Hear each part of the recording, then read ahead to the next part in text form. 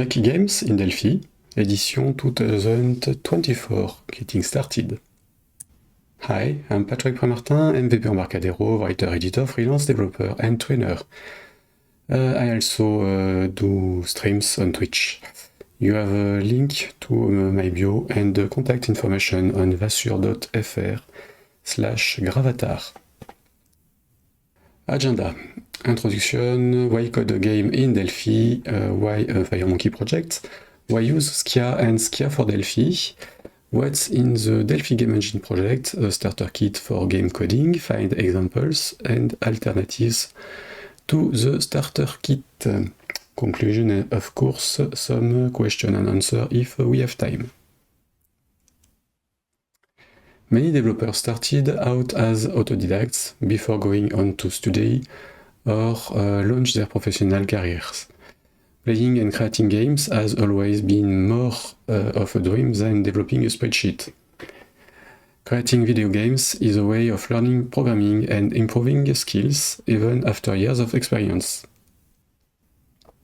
For me, creating video games, big or small, is as much a pleasure as it is a thought-provoking exercise that needs to be repeated regularly to get the neurons working. It can be headache-inducing, but there is great satisfaction in the end. There is always something new to do, far removed from the sometimes demotivating routine of website or business software development. When developing video games, you have to ask yourself questions about data security, program optimization and speed, memory management, interaction with users, players, user experience and interface. Why code a game in Delphi? The Pascal language and Object Pascal make it possible to do everything and everywhere. Delphi is a great set of development tools, compilers, libraries and developer resources. Coding with Delphi means being able to reach a maximum number of users without really worrying about where they are. Windows and emulators, macOS, iOS, iPadOS, Android, Linux and even the web. By design, since its first version, Delphi has offered a RAD, Rapid Application Development Environment, with a form designer for screen design and a synchronized code editor for typing. Why not take advantage of this tool, available in both the paid and community edition, to make your own games? Why a FireMonkey project? We currently have 3 universes for creating projects with a user interface: VCL for Windows only, FireMonkey for Windows, macOS, iOS, Android and Linux, web solutions like TMS WebCore, IntraWeb or UniGUI. TMS WebCore is the only one who is available for game coding. The choice of FireMonkey and cross-platform is a natural one.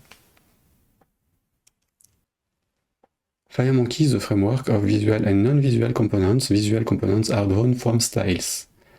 The framework provides graphical elements, vector elements, effects, animations, and access to APIs for targeted platforms.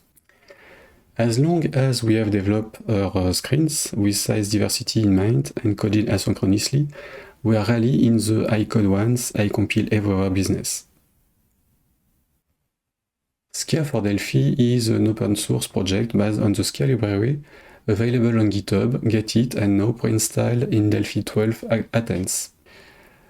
From the point of view of classic software developers, Skia and Skia for Delphi brings speed gains and improved user interface design quality. From a video game developer's point of view, Skia offers a gain in speed and a few responsive graphics routines for drawing directly onto the canvas. And frankly, how can you resist vector graphics when you have got 4K screens or smartphone to target with the same quality? What's in the Delphi Game Engine project?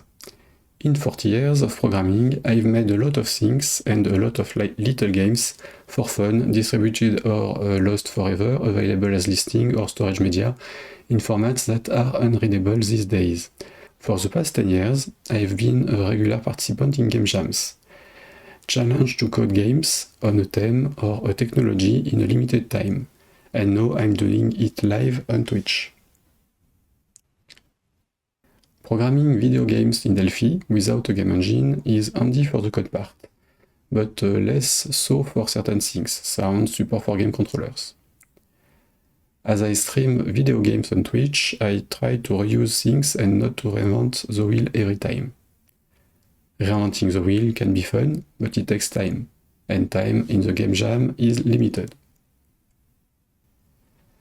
So I did what every good programmer should do: build up a library of reusable tools around game design. This project is the Delphi game engine, which is not a game engine but a set of things based on the VCL or FireMonkey as an engine. In this library, you'll find support for background music and sound effects, game controller support and detection, a help bar for contextual display of available actions on the additional components, score management and archiving, a class for manipulating conventional button types and non-conventional drawing types, keyboard and gamepad controls. Delphi Game Engine is open source. You can find it on GitHub at the address shown on your screen. You have examples in the repository, and you have more examples around game development in Delphi FMX Game Snippets project. Of course, I use Delphi Game Engine in my video games. Its features evolve according to my needs and what I see in other games. You can download my video games from gamewolf.fr website. Some have their code open on GitHub. They are listed at github.com developer pascal / devpass games pack repository. I also use Delphi Game Engine outside video games, for example for the unit that handles background music. This unit is used for the ZigPlay MP3 player available at zigplay.allsoftware.fr. Why reinvent the wheel when you have got something solid and reusable at your disposal?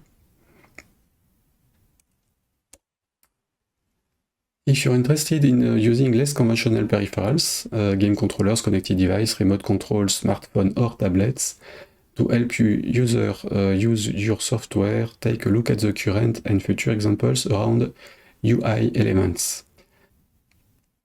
It might give you some ideas and tick a few accessibility boxes for your questions. Making games is also useful outside. A starter kit for game coding. A library to take care of common things is good, but it's still not enough. In game jams, you are on the clock, we have to be fast and efficient. We are up against developers using Godot, GDevelop, Construct, Unity, Unreal Engine, GameMaker, and a whole host of other tools designed to make games with minimal coding. Each time we have to decide whether to use cards, frames or layout to create our screens or scenes, and each time we have to recode their sequence, the game loop, interface elements, game data storage, etc. It takes time and we don't have any. Outside game jams, this is less of a problem, but we might as well concentrate on what is interesting, the game mechanics, rather than the usual series of screens.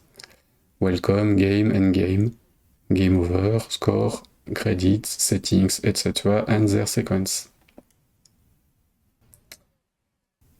This problem has been on my mind for a long time. I dealt with it in a light version during train journeys at a time when I traveled a lot. In the end, it was only used once, for the PerPix video game available at perpix.gamewolf.fr. It was high time to move on the next stage, creating a starter kit that could be reused not only by me, but also by you, experienced or inexperienced developers. Just for you and the rest of the universe, here is the GameWolf FMX Game Starter Kit. You'll find at a repository on GitHub. It's a FireMonkey project containing everything you need to avoid wasting time on features common to all video games. The project will evolve according to needs and requests. If you use it, let me know and share your impressions. Documentation, video, and lot of demos are planned around this Delphi game development kit. My next game will be developed from here. Fine examples.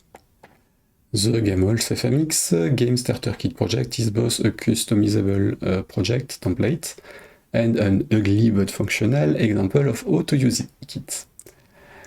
Open it, see how it works, read the comments in the source code. You will also find examples developed for this presentation on the code repository. My next games will use the Starter Kit. You will find them on GitHub, like the others one. If you're developing open source games using this kit, remember to use the keyword GFGSK for Gamolf FMX Game Starter Kit -game on code repositories. That will find them all. On GitHub, use the keywords Delphi, Delphi Game, and Game Source. It won't hurt the overall visibility of Delphi and your projects. Alternatives to the starter kit. There is plenty. Castle Game Engine, Apus Game Engine, Gorilla 3D, Teal Engine, etc. You have a list on Awesome Pascal repository from Frost Brutal. Gamolf FMX Game Starter Kit is designed for developers. You have got the basics, but there is no 2D or 3D engine to automate game mechanics, nor is there a plan to do this. You can use it to learn programming, the Pascal language, Object Pascal, and of course Delphi. If you prefer something more automatic and less coding-oriented, take a look at Castle Game Engine. Conclusion. Do you know the guy who talks about video games and how to make them but doesn't show anything? Not even a screenshot? Well, okay, a little demo. The quiz. The quiz is a quiz game with a questions generator. It shows the use of the starter kit as a Git module. The project is included in the presentation repository.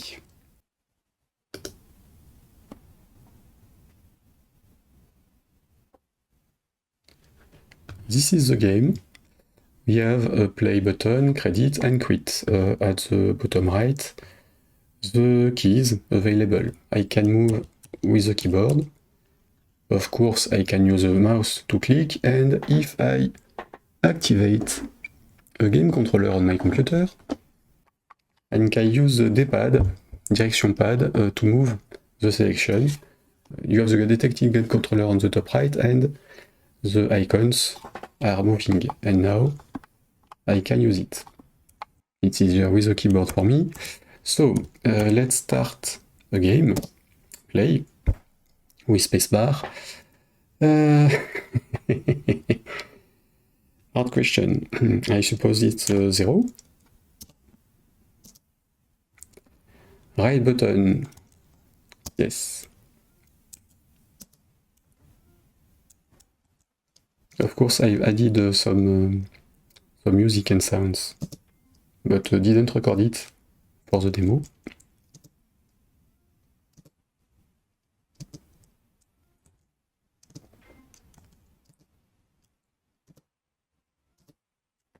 Oh, I lose. Thanks for playing. Okay, close. The credit scene is with a vertical scroll box, so I have to use the mouse. I didn't manage the scroll box with gamepad or keyboard for now.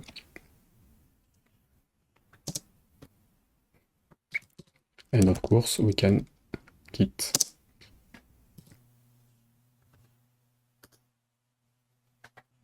Never use the main form.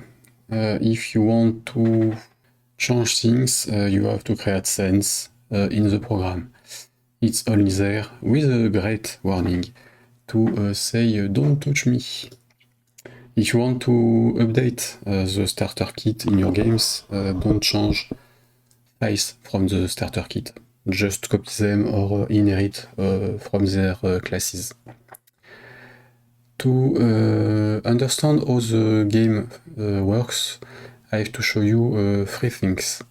The first one is the constant, the settings of the template, the starter kit. You have many commands in the original source, of course. When you create a game, you have to copy some files in a folder and customize them. The settings are in uconst file. The scene are managed by the uscene unit from the starter kit. It works with a global, I'll say variable, but it's more a class. To change scene, you have to update the value from current property of the scene class. The values are available in the constant with other settings. Just add the screens you want or remove the screen from the template. In this case, I have a splash screen. The exit and none are needed by the program. A menu, game, game over, and credits. The order of the screen is not important. Each screen, each scene is auto-created. When you create a scene, you have to inherit from the ancestor, here, the scene ancestor from the starter kit, and create your file.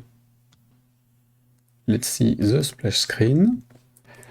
When you inherit from the scene ancestor, you have a new class name, of course, and you need to add the factory in the initialization block of the unit with the subscribe to scene factory message. When the program needs to show a scene, it broadcasts this message with the name of the scene. Each unit has to register for its class.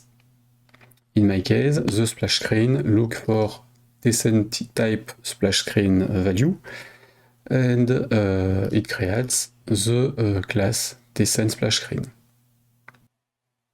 Each scene is a T-frame, not a form. The ancestor is a frame with nothing on the form. You have 5 methods to override. The translation are done with the translate text virtual method. Override it in your scene. Translate the text you have on screen in this method. You have before first show scene, hide scene, and after last scene to initialize or finalize things for your scene. Before first is called only the first time we show the scene. Show scene is called each time we show a scene. Hide scene is called each time we hide a scene, and after last hide is called in the destroy of a scene instance. The translation are done by the translate text method from the ancestor, but it's empty because I don't have any text in it. The show scene of the ancestor subscribe to translate text message. The translate text message is broadcast by the utranslate unit, which is used every time we change language of the program. In the starter kit, we have a uconfig unit, which manage the settings of the game, the settings and all parameters the user can change. In my case, I have by default the background music on-off, the volume of the background music, sound effect on-off, the volume of sound effects, the activity or not enabling or not virtual controls on screen. The starter kit doesn't do this, it's your task as a developer to add virtual control on your screen, and we have the language chosen by the user of the game. By default is the system operating language. In the template I have also other elements like buttons, dialog box, and other things will be added with the same behavior with an ancestor which is integrated in the starter kit. The health bar you can see on screens is managed by this unit, and I also have an about box shown on screen if the user press F1 or if we are on Mac, because on Mac we have always a menu for every program, even if it's on full screen. The UI elements manage the interface, user interface, and the moves with the keyboard or the game controller. Go back to splash screen, and before that, the background screen. In this game, I simply added the Dev Days of Summer background as a background image. The scene background is called by the main form on startup. It's shown in the background by default of each scene. You can add other background. The splash screen. It's an empty frame with a layout and a rectangle. The rectangle is used in this sample for back progress bar with simply a value, its width, change during 3 seconds in a thread activated in the show screen. When the time is over, the program, the thread, change the current value of the scene and go to the menu.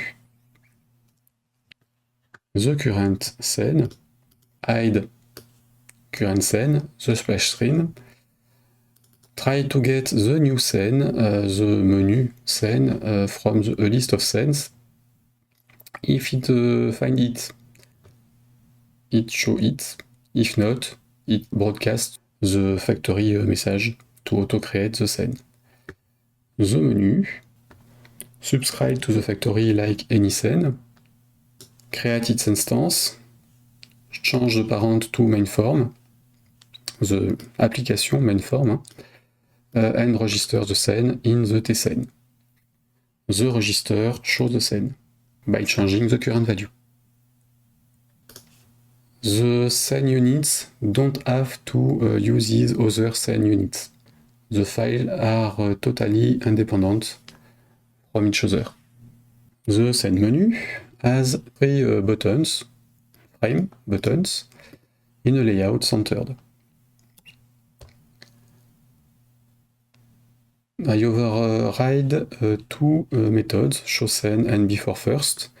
The before first change the size of size and settings of the help bar used on every scene.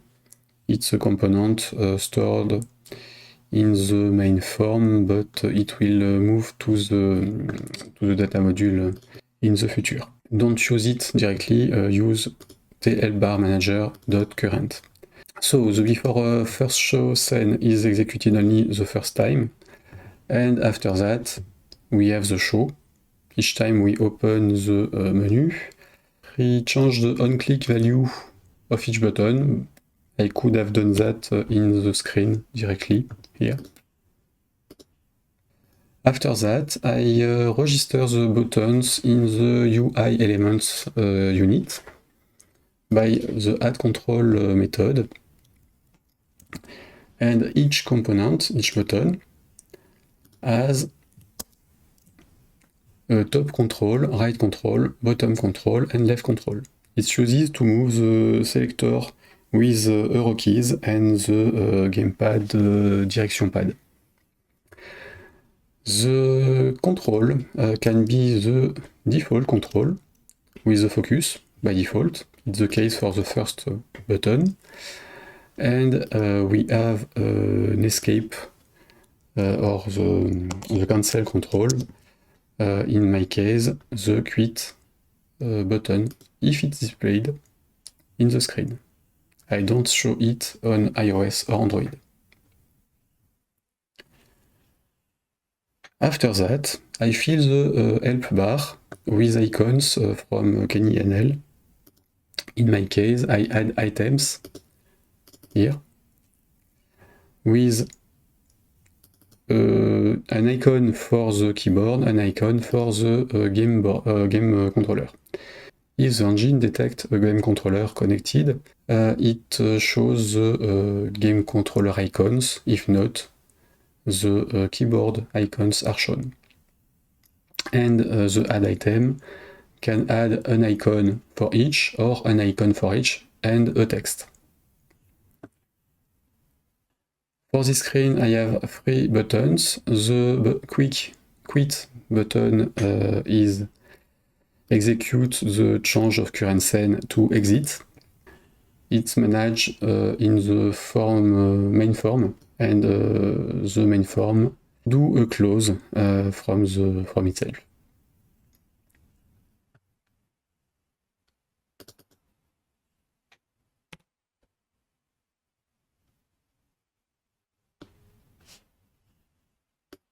With this subscribe in the after construction of the main form. For the play button, I simply start a new game in the tGameData default GameData class, and I change the current screen to a game scene.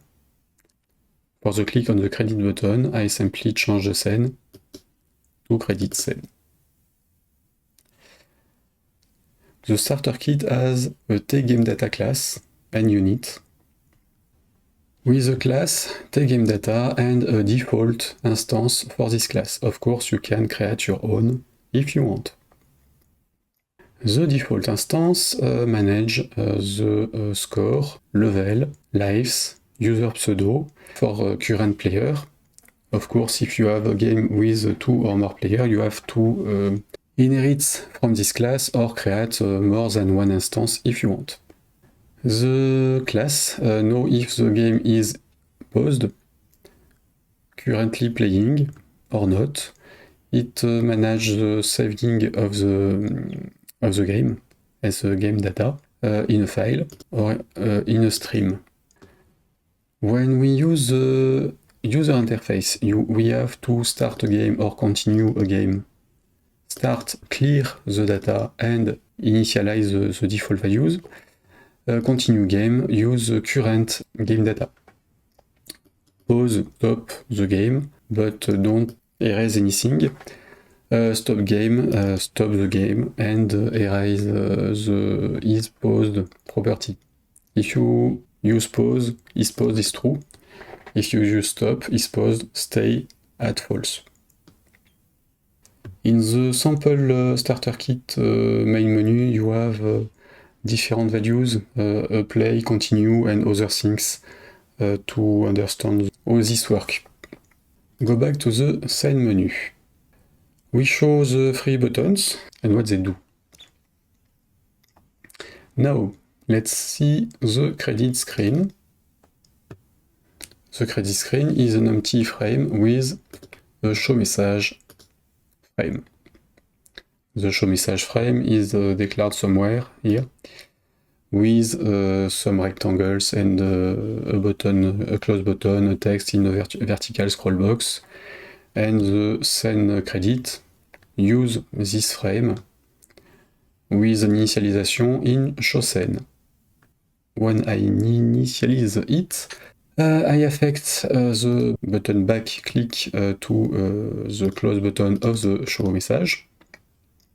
I add a control, the close button, to the UI items list with nothing on top, left, right, bottom, with the focus by default and as the cancel button. And I add in the help bar only one icon for the close for closing the screen.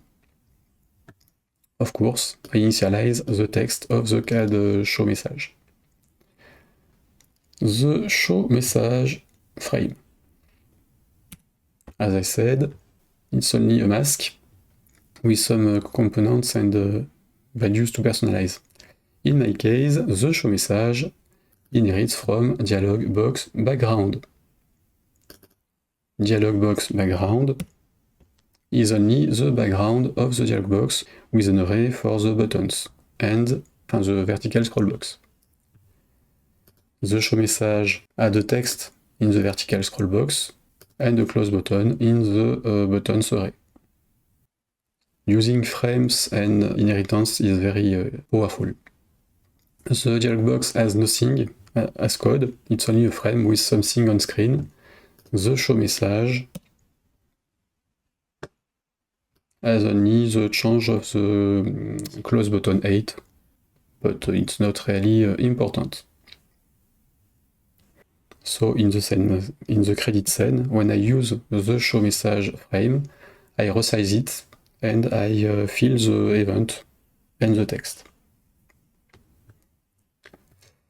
We saw the scene menu has 3 buttons, the show message has a close button.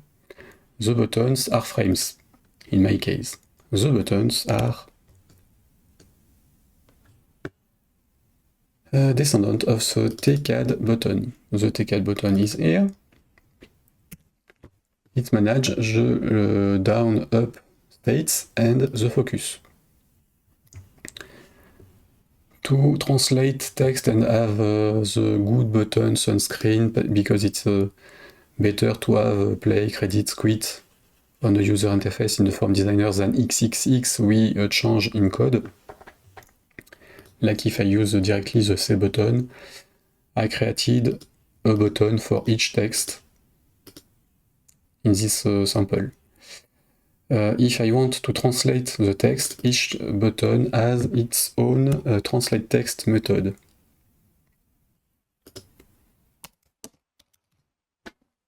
We need to translate all text on the screen. The better way is to translate each button text in the button itself. You override the translate text and it's automatic. The translation is raised by the C button and it's do translate text method, which is registered to the translate text message here.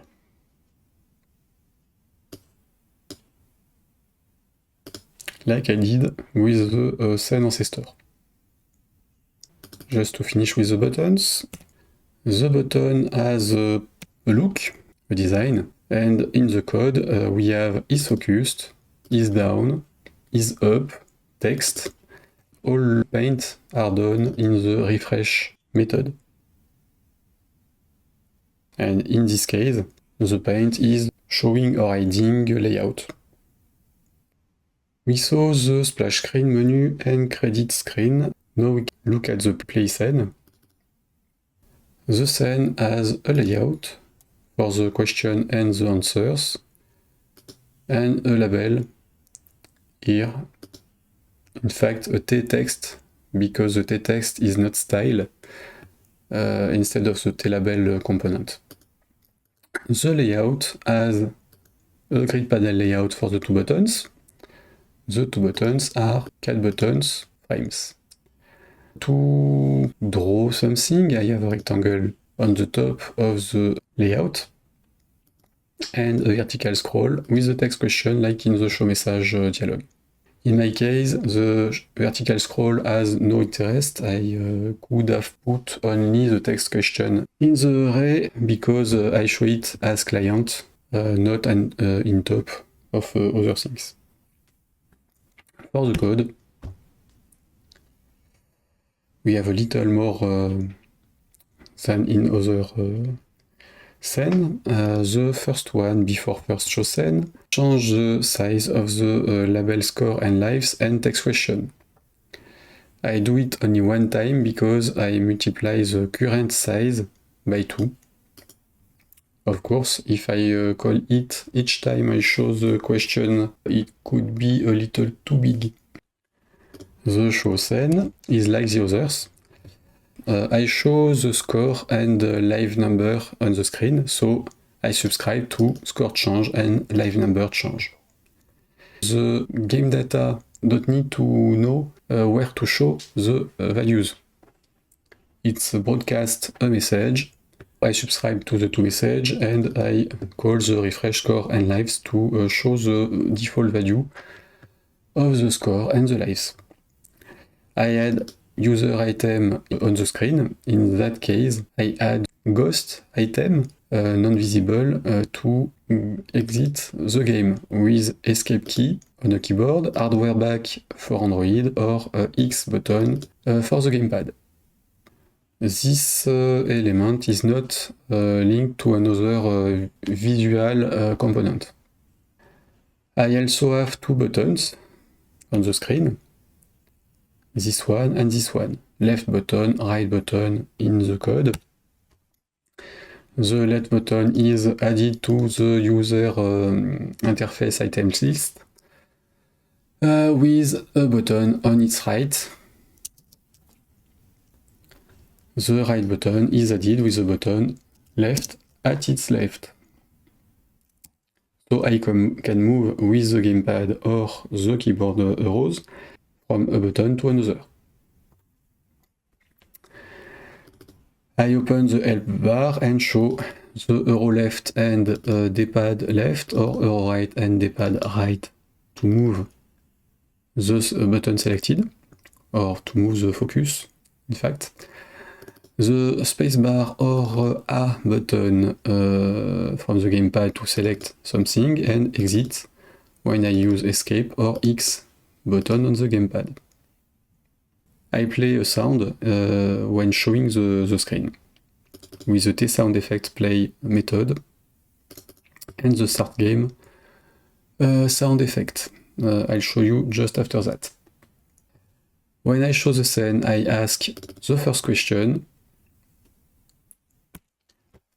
which fill the text and the button. We'll see that just after the end of the methods. We show the scene, we hide the scene. When we add subscriber to message, we unsubscribe in the hide scene. The questions. When I ask a question, I choose a question in my list. As you see, we have many choices possible and some maths.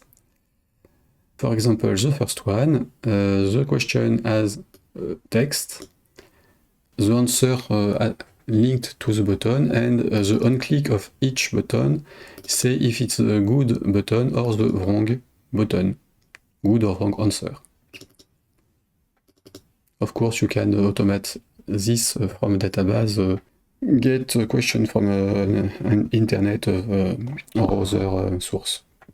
The question is filled on screen. The buttons are linked to the good event, and we don't have to do anything else in the ask a question. The questions are shown on the screen.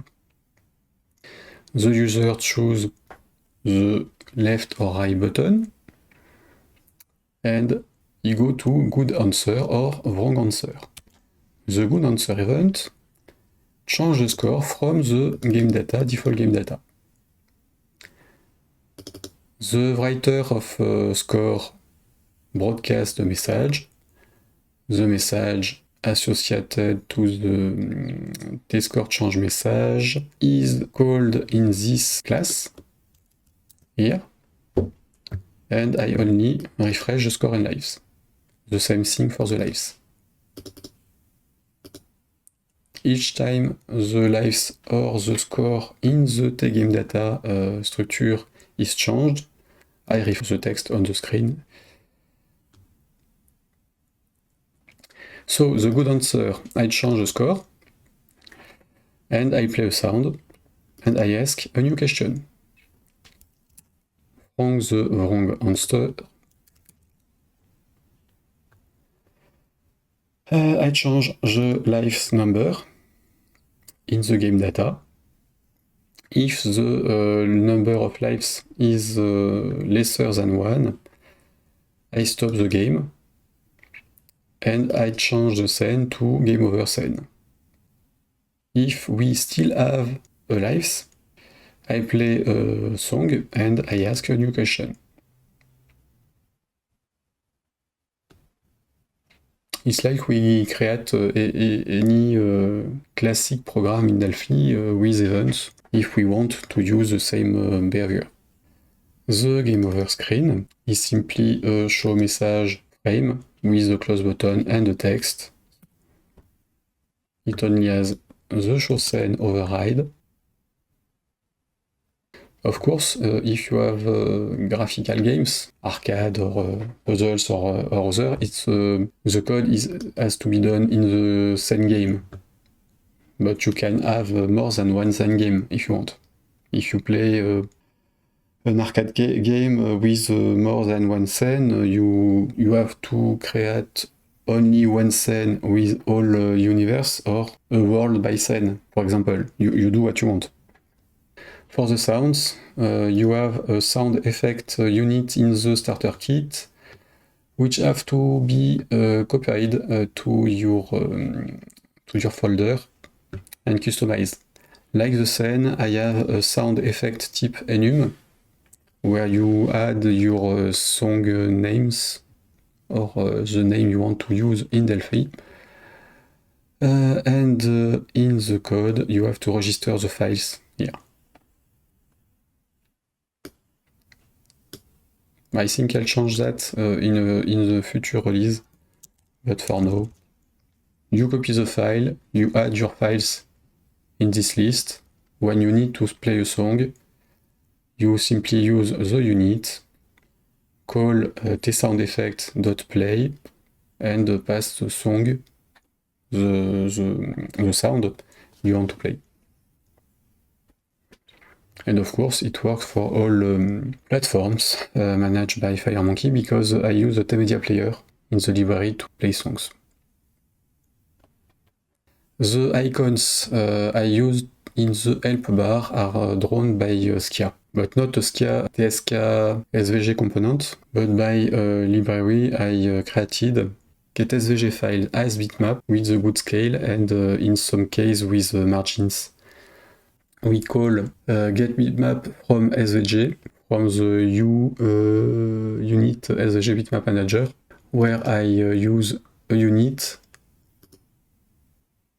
which is generated by a program I distribute. This one. It gets all SVG file in a folder and generates a unit with the source file of the SVG in the unit as an array of strings. In this case, I use multi-line strings available in Delphi since Delphi 12 attends. So I don't have a SVG file to include in the installer. They are all in the source code. I generate constant linked in the type enumeration. You can access by the way you want. In my case, I create a function with the ID of the image to use. It calls the bitmap method of Olf SVG bitmap list, which is a unit I share in the library repository from GitHub, which is an image list, not the component image list, but an image list, a SVG image list with the cache for the bitmaps. We can use the class or directly the function which creates the images, or calls Skia to create the images and manage potential margins, the background and other things. In the game, we have a folder with the SVG, we generate the unit from the program, and we have only to create this function by copying the existing one in the starter kit. Use the good style, the good type, copy the code, and add the register SVG image for the array we declared from the folder. Copy, paste, and replace.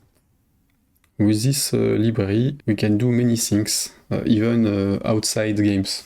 You can use the Olskia SVG to bitmap with or without a generator of SVG units to show bitmap in your current VCL or FireMonkey applications. Or of course you can use the TSVG image list from ETA, available on GitHub, and on Getit. I think this time I've shown you all the things for this game sample. We can conclude. The online version of the starter kit with the examples in this presentation took around 100 hours of work to show up today at Dev Day of Summers 2024. I hope you'll want to try out this starter kit for developing video games or game engines enabling you to code in Pascal. I look forward to seeing you at Ludumdar 56 from October 4 to 6, 2024, and perhaps at a Delphi Game Jam for Christmas. Resources for this presentation and links to its replay are available on GitHub.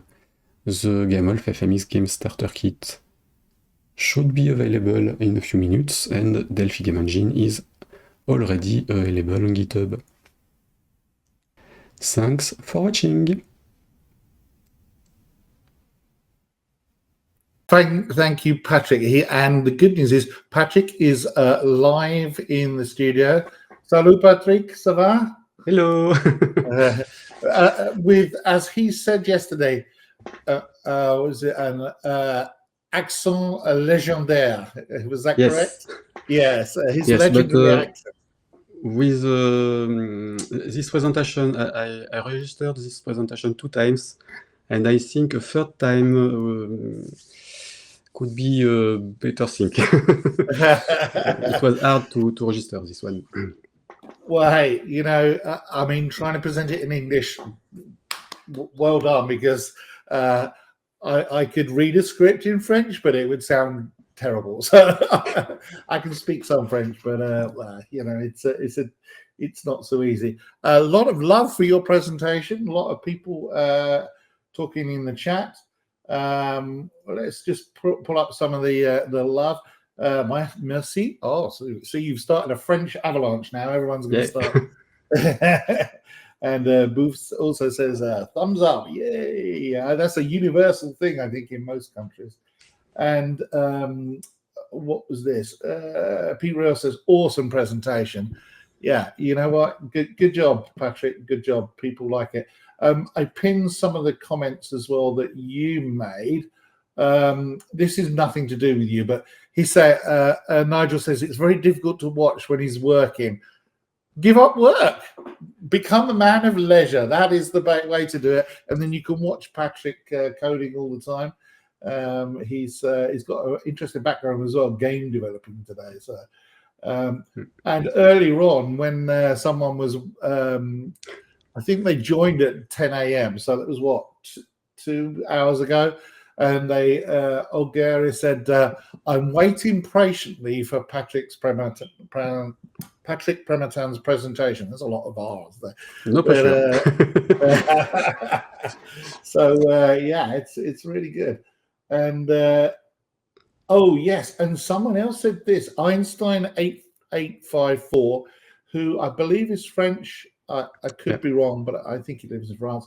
And, it kind of, I'm not sure what language he was trying to start with. It looked like un instant. I don't know. That was like instant at this moment, basically. Ce moment is the same thing. My eggs have hatched, and I have 10 chicks in my hen house. And he then went on to say, it's a game for Patrick Bremerton with eggs and ducks. Yes. So they're thinking ahead about what's going on. That's really good. You were asked as well, someone's asked about Unity, and I think you said that you don't use Unity, is that right? Yes, I only code, for games, I tried AppGameKit before FireMonkey come out, and since FireMonkey, I only code in Delphi, in Yeah. Delphi or in JavaScript sometimes, but mostly in Delphi. Yeah, and I think I've seen a few people do some stuff with Unity, and I know next week we've got Kyriakos from Castle Game Engine. He's coming in as well. He's a very interesting guy as well, Kyriakos. I like Kyriakos. He's a nice guy. Okay, and Pete Royal says, great coverage so far, great presentation so far. Oh, he's waiting for you to make a mistake, I think. But I think it went on to be good. Yeah. Alan M said, is there any documentation for the Delphi game image? And you did answer this, but I'll let you answer that as well, which you were basically saying. It's a trap. Exactly. Documentation is the thing I do when I finish coding and what I code is full functioning.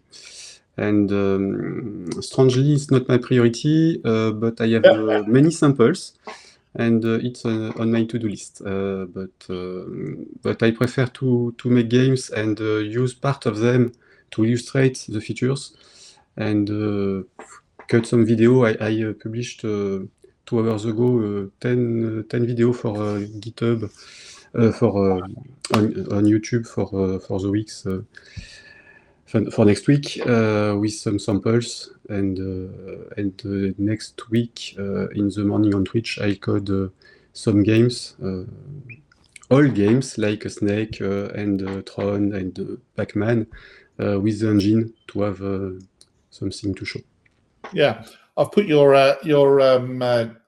if people scan that code, they'll go to your Twitch stream. They should subscribe.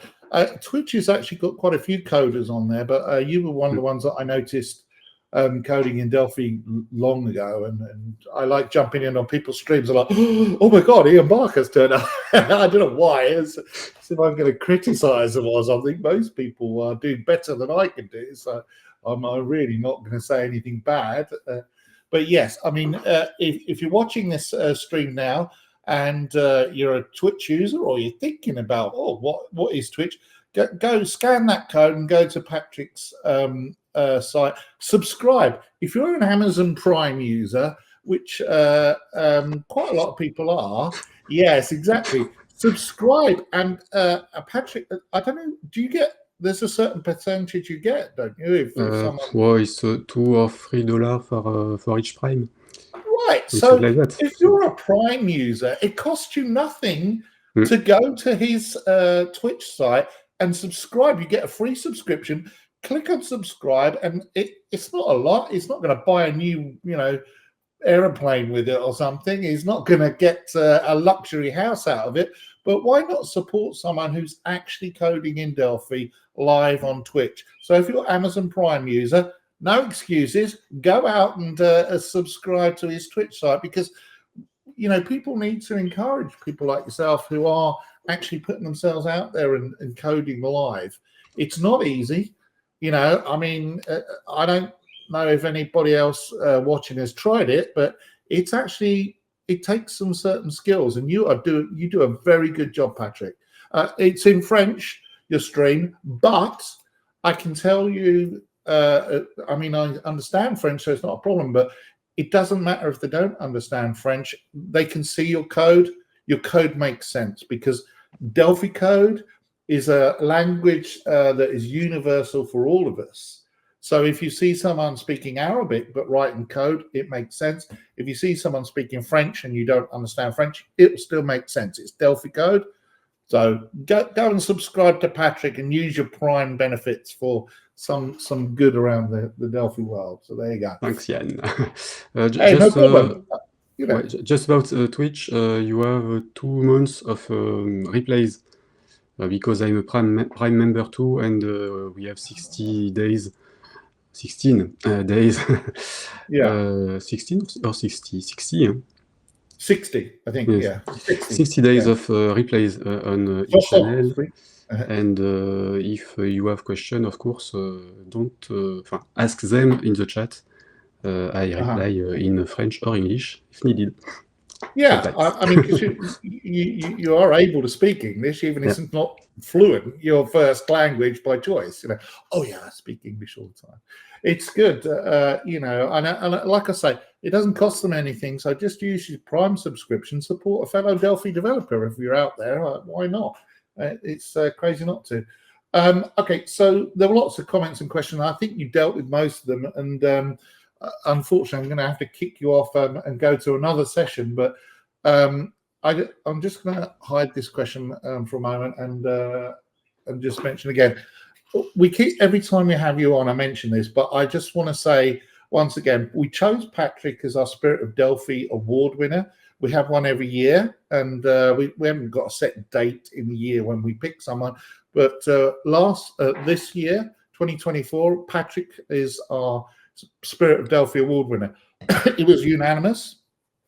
The program managers like Marco Cantu and David Millington and Nuno and a few others, they all knew who Patrick was, and we're completely, yes, he's the guy. And the reason is that Patrick does so much for the community. He puts out open source libraries, open source games.